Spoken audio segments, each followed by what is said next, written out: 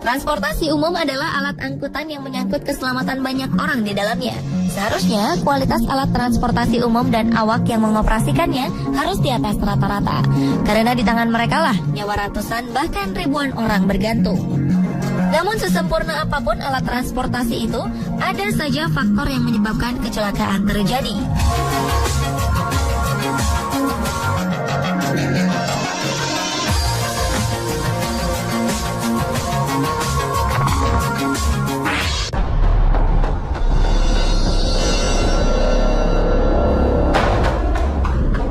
Sabtu 8 Maret 2014, dunia dikejutkan oleh hilangnya sebuah pesawat penumpang Malaysia Airlines dengan nomor penerbangan MH370. Pesawat ini menghilang ketika dalam perjalanan dari Kuala Lumpur menuju Beijing di malam hari.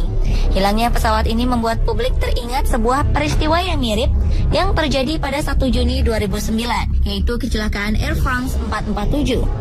Pesawat penumpang milik Prancis ini berangkat dari Rio de Janeiro, Brazil di malam hari dan rencananya akan mendarat di Paris, Prancis. Pesawat MH370 membawa 239 orang, termasuk penumpang dan awak pesawat. 7 orang diantaranya adalah warga negara Indonesia. Sementara itu, pesawat Air France 447 membawa 228 orang penumpang dan kru pesawat. Jika keduanya sama-sama tidak sempat mengirim sinyal darurat sebelum hilang dari pantauan radar, tapi untuk MH370, pesawat justru diduga sengaja menghindari radar, bahkan sampai melakukan manuver zigzag. Beberapa hari setelah peristiwa naas yang dialami pesawat Air France 447, nasibnya dengan cepat diketahui terjatuh di Samudra Atlantik. Dari hasil penyelidikan, Air France 447 tercebur ke laut secara utuh dengan kecepatan 280 km per jam dari udara akibat kesalahan pilot mengatasi turbulensi. Kabarnya, pilot menaikkan hidung pesawat hingga kecepatan pesawat tidak cukup untuk mempertahankan gaya angkat yang memadai.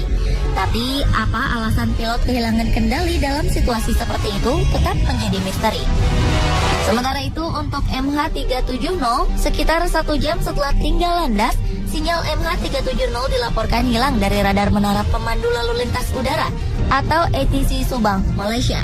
Berbagai spekulasi pun muncul, mulai dari pembajakan karena pesawat diduga membelok arah. Lalu ada juga spekulasi konspirasi politik demi kepentingan negara tertentu dengan mengorbankan pesawat malang itu, hingga dugaan bahwa MH370 masuk ke dimensi dunia lain. Hingga kini, kemana dan apa yang sebenarnya terjadi dengan MH370 masih menjadi misteri. Sejauh ini diperkirakan penerbangan MH370 berakhir di Samudra Hindia.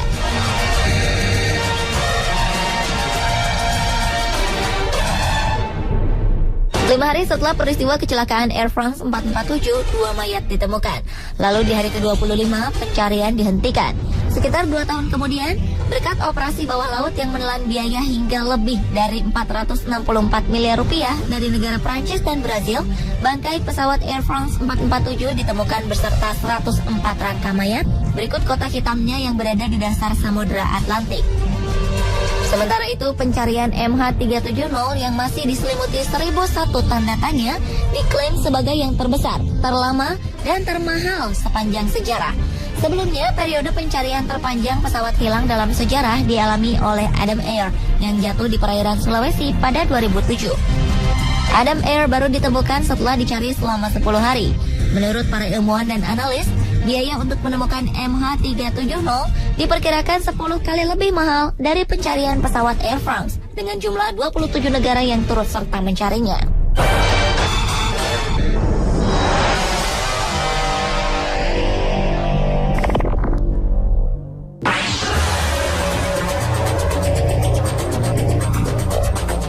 Walaupun secara kasat mata, kapal laut memiliki resiko kecelakaan yang lebih rendah daripada pesawat terbang, namun sepanjang sejarah, ada beberapa kecelakaan kapal laut yang kemudian menjadi duka dunia.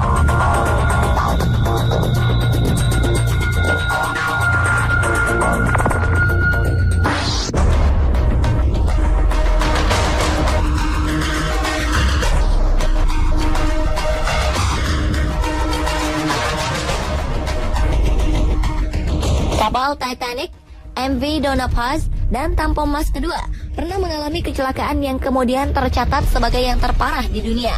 Kapal Titanic mengalami kecelakaan pada 15 April 1912. Kapal penumpang Super Britannia Raya yang tenggelam di Samudra Atlantik Utara itu menabrak gunung es saat akan berlayar dari Southampton, Inggris ke New York City, Amerika Serikat. Malang, kapal yang diklaim pembuatnya tidak akan bisa tenggelam ini celaka karena kesalahan manusia. Sang kapten kapal mempercepat waktu pelayaran dengan menambah kecepatan Titanic sampai ke titik maksimal untuk mengejutkan media. Namun sayang, saat berhadapan dengan gunung es, kapal megah itu tidak sempat menghindar, hingga bagian depan kapal menabrak gunung es dan merobek sebagian badan kapal.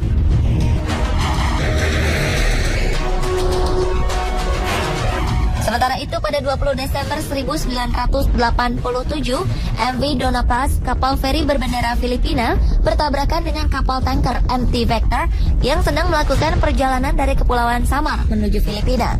Kapal tanker yang membawa 8.800 barrel minyak itu pun langsung terbakar beberapa saat setelah bertabrakan. Api kemudian menyambar Donna Paz, sehingga para penumpang tidak sempat menurunkan sekoci. Karena api ini juga, Donna Paz langsung tenggelam beberapa menit setelah tabrakan.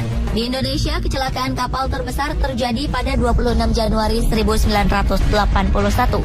Ketika itu, KMP Tampomas kedua tengah berada dalam perjalanan dari Tanjung Priok, Jakarta menuju Ujung Pandang atau sekarang bernama Makassar. Penyebab tenggelamnya kapal Tampomas karena badai hebat yang mereka hadapi ketika berlayar. Ditambah sebuah puntung rokok yang masih hidup yang memicu kebakaran pada salah satu dek kapal. Ketika api mulai membesar, penumpang segera menuju ke dek atas untuk menyelamatkan diri dengan menggunakan sekoci. Namun proses evakuasi berjalan lambat karena untuk menuju ke dek atas hanya ada satu pintu.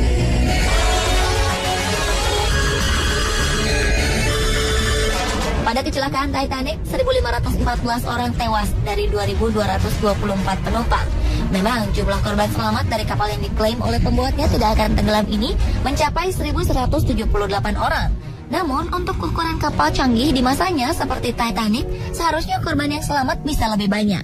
Hal ini terjadi karena jumlah sekoci yang disediakan di kapal mewah itu hanya berkapasitas sepertiga dari jumlah seluruh penumpang. Sementara itu pada tragedi yang dialami kapal MV Donna Paz, jumlah korban yang tewas mencapai 4.375 orang. Padahal kapasitas maksimum kapal hanya 1.518 orang. 21 orang korban selamat karena bisa berenang menjauhi kapal. Dan saat itu tidak ada waktu untuk menurunkan sekoci penyelamat. Pada KMP Tampomas kedua, kapal ini membawa puluhan kendaraan bermotor dan 1.442 orang yang terdiri dari penumpang dan awak kapal. 753 orang berhasil diselamatkan, sementara sisanya tewas tenggelam bersama kapal yang terbakar, termasuk nakoda kapal yang bernama Kapten Abdul Rifai. Jumlah penumpang memang tidak melebihi kapasitas maksimal dari kapal Tampomas kedua, walaupun ada beberapa orang yang berstatus penumpang gelap. Dilihat dari jumlah korban yang tewas, kapal Donna Paz masih menjadi kecelakaan kapal laut terbesar sepanjang sejarah dunia.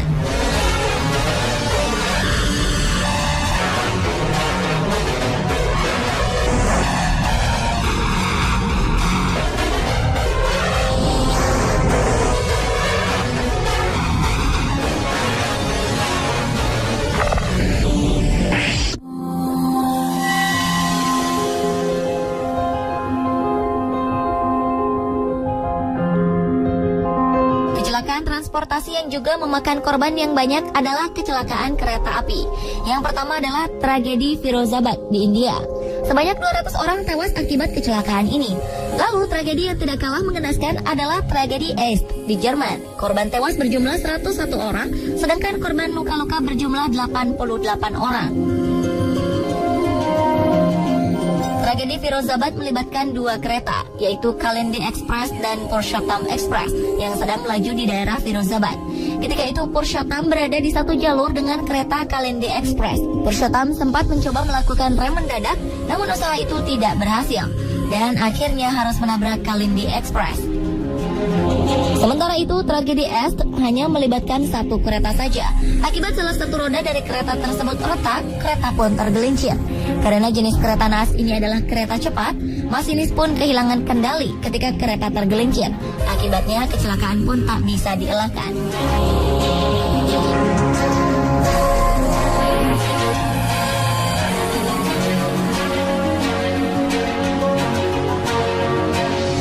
Itulah beberapa kasus kecelakaan transportasi terbesar sepanjang sejarah.